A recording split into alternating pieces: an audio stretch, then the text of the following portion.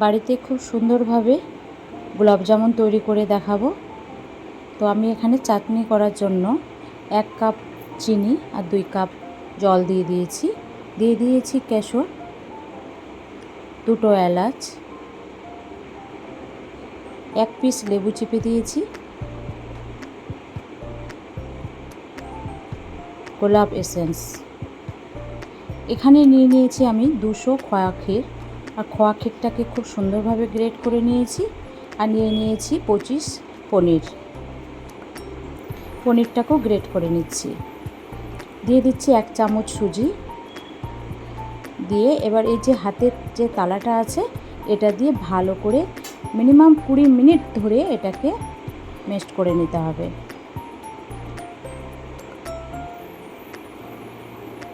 তো হয়ে গেছে। এবার আমি এখানে দিয়ে দিচ্ছি এই বড় চামচে 4 চামচ ময়দা আর বেকিং পাউডার। তো আমি 4 চামচ ময়দা দিয়েছি, এটা কেটে গেছে, 1 চামচ দেখানো হয়েছে। এখানে 4 চামচ ময়দা লাগবে আর বেকিং পাউডার লাগবে ছোট্ট চামচে 1 চামচ, দিয়ে আবার 5 থেকে 7 মিনিট এইভাবে মেল্ট করে নিতে হবে। আর একটু আমি আলাদা করে নিয়ে একটু ফুড কালার ব্যবহার করেছি একদম দোকানের মতো তৈরি করার জন্য। গোলাপ জামুনটা দেখতে হবে, যখন গোল করব তখন দেখতে হবে যেন কোনো দিকে ক্র্যাক বা ফেটে না যায়। ফেটে গেলে যখন ভাজবো তখন কিন্তু গোলাপ জামুনটা নষ্ট হয়ে যাবে, ভাজাই যাবে না। তো এভাবে সফট করে বানিয়ে নিতে হবে। এই যে দেখুন একদম সফট হয়ে গেছে। এভাবে গোলাপ জামুনগুলো তৈরি করে নিচ্ছি।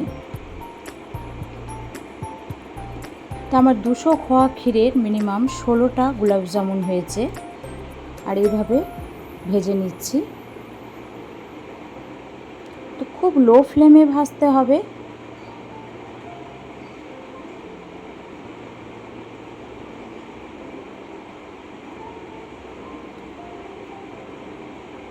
তো একদম ব্ল্যাক করতে গেলে আরেকটু ভাজতে হবে, আর একদম লাল গোলাপ জামুন করতে গেলে এই মুহূর্তে উঠিয়ে নিতে হবে। তা আমি একদম ব্ল্যাক গোলাপ জামুন তৈরি করব। এই যে দেখুন একদম পারফেক্ট হয়ে গেছে।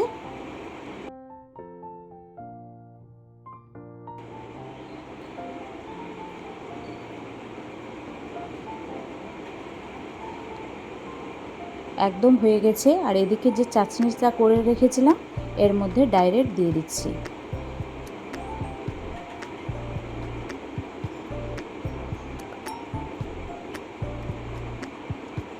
এবার এটা যদি সন্ধ্যার সময় করা হয় তো ওভারনাইট রেখে দিলে খুবই ভালো হয়, আর এমনি তো 4-5 ঘন্টা রাখলেই হয়। তো দেখুন কত সুন্দর গোলাপ জামুন বাড়িতে তৈরি করে নিলাম।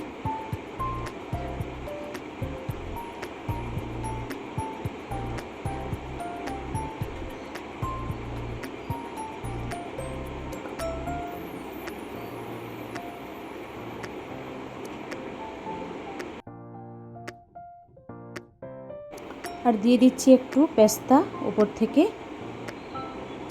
এটা অপশনাল, কিন্তু এভাবে করলে দেখতেও ভালো লাগে। তো একটা গোলাপ জামুন এবার আমি কেটে দেখাচ্ছি। দেখুন একদম দোকানের মতো হয়েছে কিনা, একদম পারফেক্ট।